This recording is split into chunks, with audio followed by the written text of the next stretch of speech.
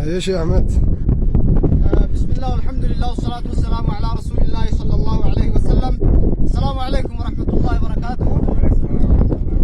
وبلغنك يا أستاذني كينيا شيخ عبد الله وأنتم قدموا قبضوا بتيرا والابتداء إنقاب ونس إن شاء الله صنوا من الردي بيجتوا أحبتي في الله وأني سنين جنو لفتين كان أكما كاميرا نقبت في دجتوا أبما جروا أنا كينيا كان نور أقبت يجيب لفكنا في نبي عليه الصلاة والسلام من قتل دون ماله فهو شهيد جان نمني قرتي قريساتي بجيجة أجيفمي شهيدا جان لفكنا في جيجة لولا دين قدام قفا كيستي كان اللالا أداية جفاروبيت أصول لكاوين جيجودا نمني دوئي لبونا مخودا سديه هاتي كينيا كان كيسا جرتو أبان كينيا جارسي لفا دندين كان كيسا جيجة أما دائي غرانا مخوداني لما مخودا سديتي kana qofaami kan madaa'ee ciises itti dabalamee du'aa jira waan ta'eef kan dhumneef lafa kanaaf jecha tokkoffaa amantaa teenyaa fi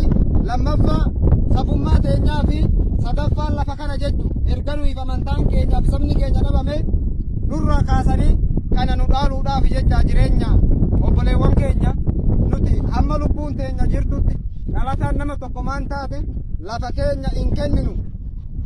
Wanni isiniin jechuu barbaannu maali? Qawwee cabduu tana gartani lola dheengaddaa keessatti dudduun irraa cite jechuu. Rakkina qawweetii mii kan qabnu kan onni keenya gubateef firee keessaa dhabne. Firee tanaaf kan mandarri keenya gubate. Achi qabi mandarri as jiru kun mandara keenyaa mii keenyan si'ina. Manni citaa tokko nuun hafne kun dhaabbata Turkiidhaa kan karaa tolchaa jirudha jechuu. Mana Turkiiti kun.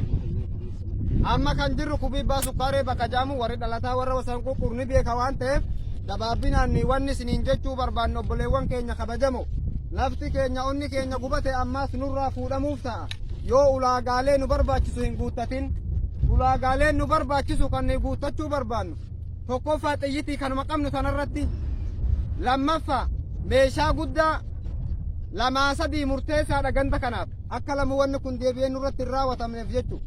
Sangochuudhaaf abdiin keenya rabbiif gaditti ummata Oromoo bal'aa fi akka waliigalaatti nama muslima ta'e saba fedhe haa ta'u.